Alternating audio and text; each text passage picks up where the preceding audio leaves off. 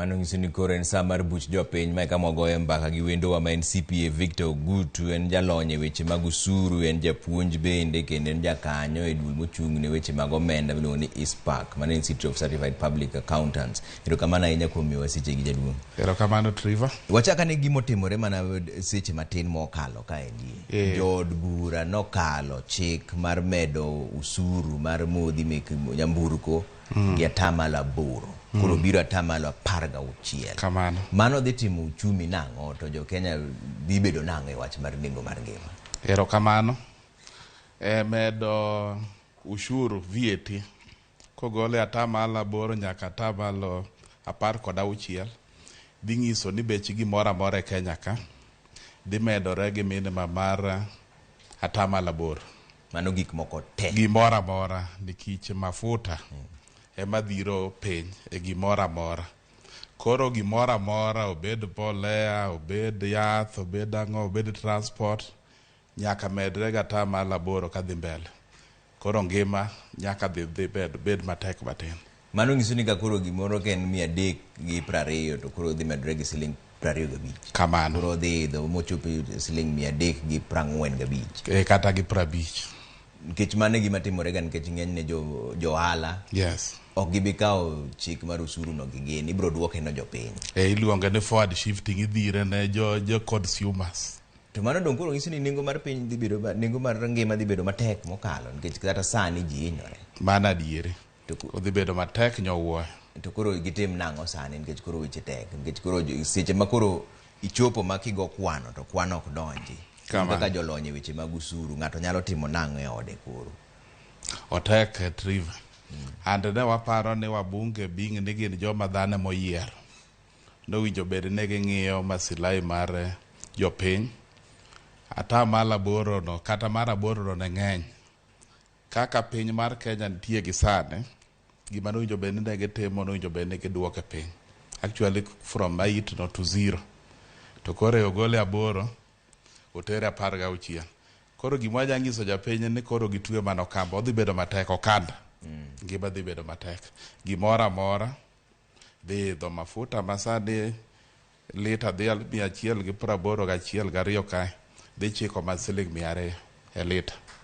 Koro gimoro amora nyaka idh malo. To sirikal wacho ni mano yor kende ma ginyalo gayo go kata mana budget margi. To mano be adier ni usuru ni ema biro konyo sirikal. Kancha tie station to kan jumbe 2 mokalo incha wacho ni gimowinjo bere sirikal otim ndalo ma inche pod wa discuss gine ni budget mar Kenya en over ambitious. Giketo budget moyo uwezo mar jopiny moyo the kind of economy mo wan go e Kenya ka 3.5 trillion ni mala ahinya. Koro ing'eni gitegemea ni ushuru ne eba gidwa choro go yor mar budget. Ok nyalre kamano. Kata dongruok ok nyal dongo dichiel. Kata bana nyathi dongo e stages. Koro gimowinjo bende ne gitimo gik machalo capital expenditures moko. Ne winjo bende giduoko piny to budget giduoko piny a reasonable level. A short run ginyalo achieve gima giparo ne gimanyone. To in the long run gin dhi riembo kata mana investors moketo mwandu gi e Kenya ka. Nikech ka gima wasunge luongo ni cost of production kodhi obedo malo ok nyalre. Ng'ato biro ng'iyo ni producing e Kenya ka tek, koro nyalo ringe piny moro ma cost of production yote kato gikelo gigo Kenya ka. Nyiso ni tich ji biro wito mang'eny.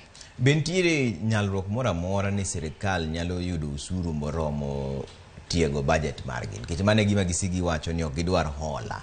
Bentiere kamoro amora minyalo timo budget mar piny mok ikawo hola moro amora. Nikech mano e gima giuso ne jopiny sani. Mano ni hola ok gidwar ni ng'ada usuru mondo gik moko te mitimo ka otim mana gi usuru mantiere. Mano giriambo nikech kata mana sani gi sirikal olo pile. Giolo to kendo en adieri ni onge piny moro amora kata Amerika gine pod ola. Sirikal nyaka ol. To yomiolo go ne mowinjo bed a bit strategic.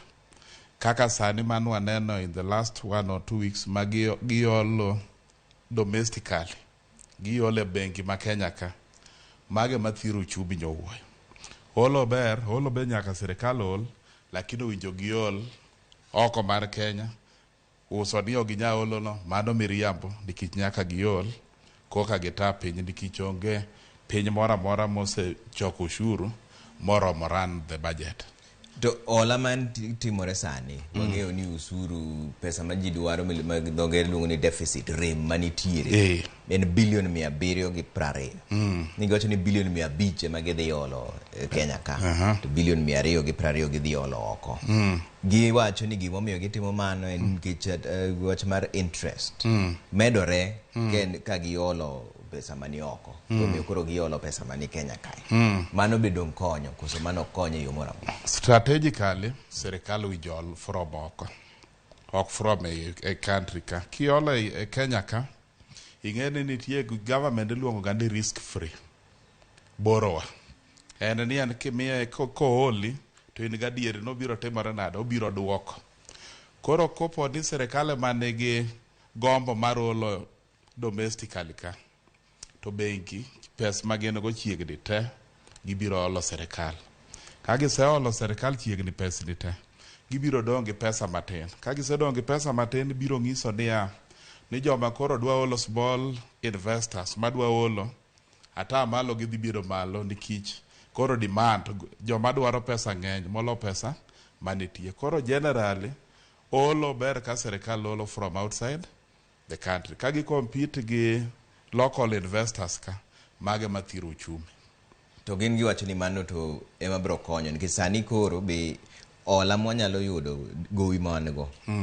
Sirikal wacho ni mogik, chik wacho ni trillion 10. Correct. To wase olo trillion 9.6. Kamano. Wadong mana gi bilion 400 kende. Kamano. To remo an godo to ingo mano. Koro negitim nang'o?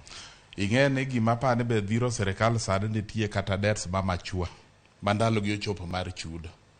Anaparo ni sirikal owinjo bed ni keto teko gi mang'eny ahinya e ng'iyo kaka ne ginyalo reschedule wuoyo gi joma nolo gi pesa gi from outside mondo extend, yani omed gi ndalo mathoth moloyo mano migi mar chudo, mondo koro pressure no timre nade odog piny. Nikech kata sani dwe achiel ariyo manokalo, rating mar Kenya, gimomiyo koro giolo internally ok gidwa makama out clear, rating, credit rating marwa odhi piny. Nikech koro ineno Kenya ka joma kopono ng'ato olo pesa, joma nigi pesa pinje ma olo kan neno gi ka gima gin joma sani ko olgi o gibedo gi ability to repay. Koro momiyo ineno ka gilarore gima tin ma local investors owinjo kaw Kenya kae. To gima kama komedo dhi mbele aming'a, tang'o ma dhi timore? Mane ma iwacho ga gi kizungu mayot ni collapsed state. Uchumi nyalo lwar. Ing'eno uchumi en gimi balance ga, delicate balancing act. To kwa ng'iyo gik mosetimore e piny mangima, adieri makende ni pok daneno, onge good example mwanya wacho ni mae piny mosetiyo gi ushuru kende. Ushuru e economic terms iluongo ni fiscal policy. Onge piny mora mora mosetiyo gi fiscal policy machalo tax modhi mabor. In fact, sami tiyo kode ng'eny ne temo duoke ga piny mondo iywa joma nigi mwandu e pinje maoko mondo bi oket mwandu gi ka. To ka koro cost mar production ni malo Kenya ka. Haya, mafuta geniero dhi malo, pi gene ni malo, sitima ni malo. And we have examples kembe mang'eny moserengo mowuok Kenya ka, moko dhi South Africa, moko dhi Egypt. To kata sani as it moves ibiro do ka moko chikore kata neighboring countries. Koro gikelo gigegi back to Kenya.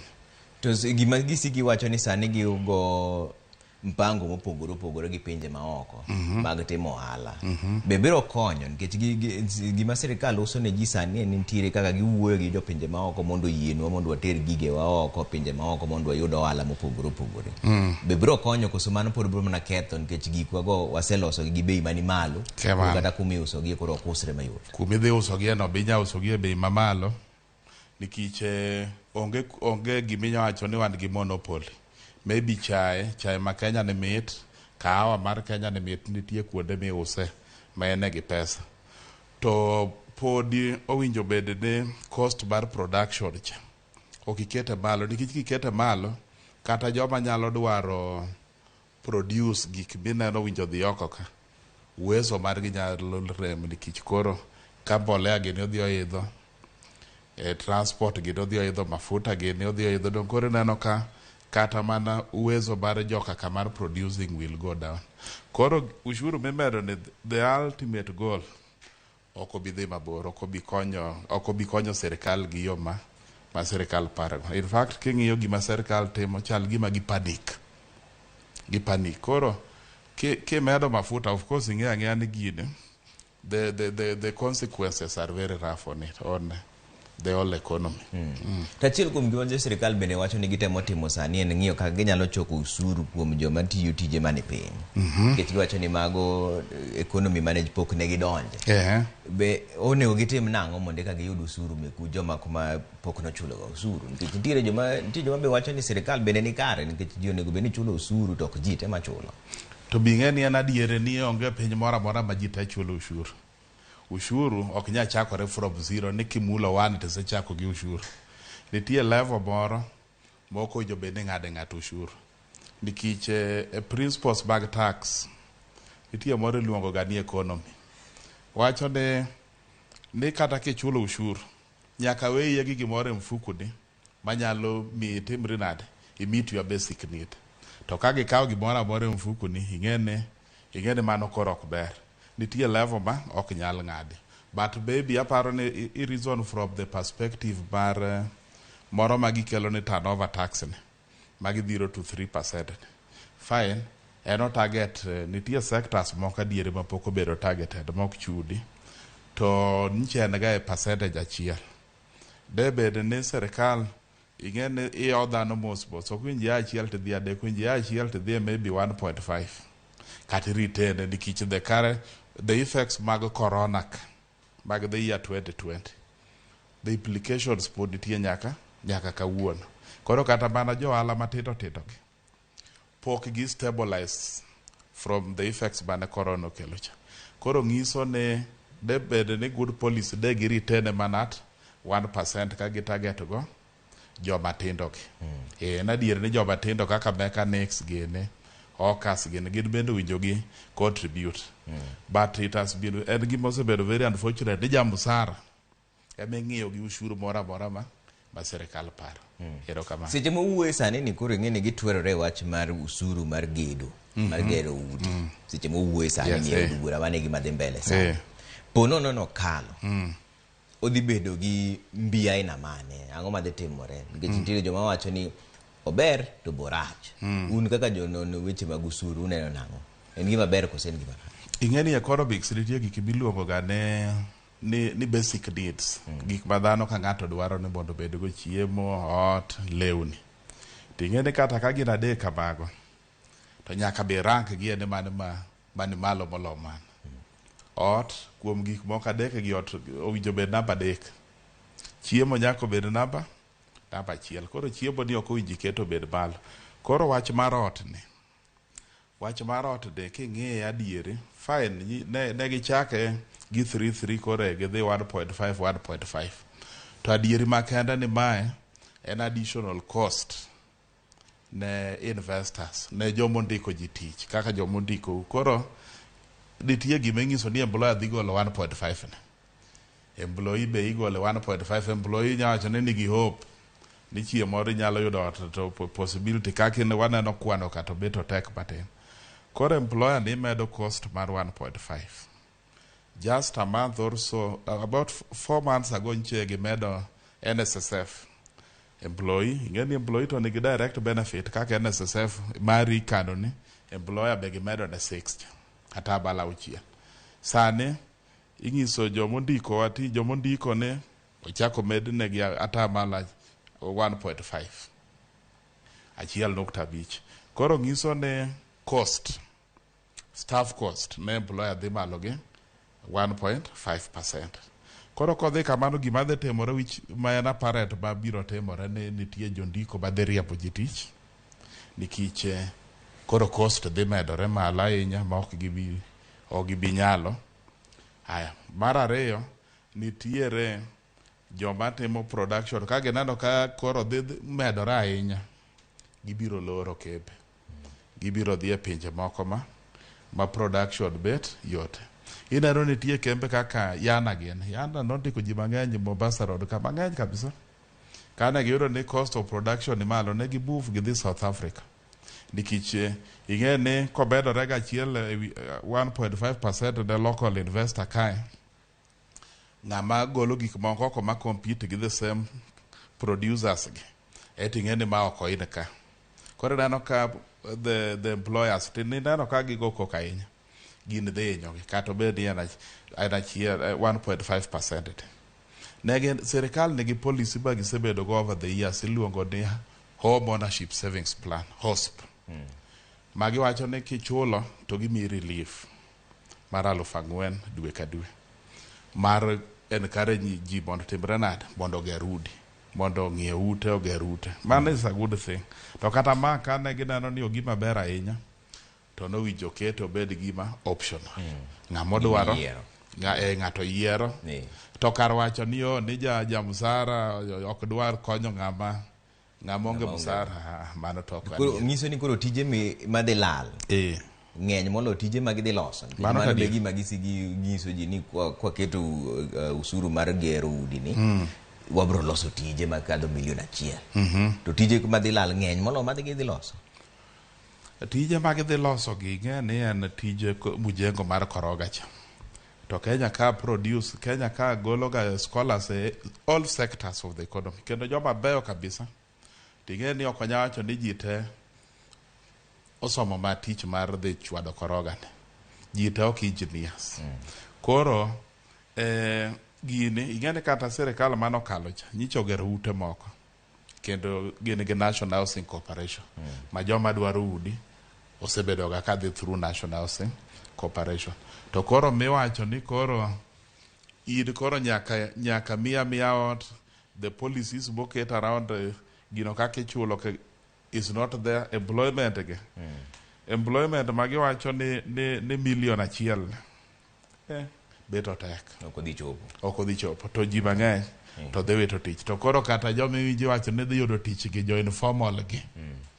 Jo informal gi ok chul ushuru. Koro konyo. Maybe kata 500 per day, kata kiane biro mege kata 1,000 per day. Ibiro do ka most of them ok chulo ushuru nikech onge proper guideline kaka casual workers bedo taxed e Kenya ka. Makoro kwa tiko to joma winji sani, ngima dhi bedo nang'o? Matek. Mano to en. Onge pogruok moro. No, ngima dhi bedo matek. Ngima dhi bedo matek. Yeah, from 1st July. Gik moko dhi chiel bara moja. Gi between 8 and 10% straight away. Okay. Erokamano. Erokamano jalony mano CPA Victor Ogutu, en jalony e weche mag usuru. Mane kama otieke buch jopiny. Wabro dhi kendo mondo winjane gima dhi mbele od bura sani pani pod gidhi mbele gi goyo ombulu e wach mar usuru mar gero udi. Kik dhi mabor ahinya.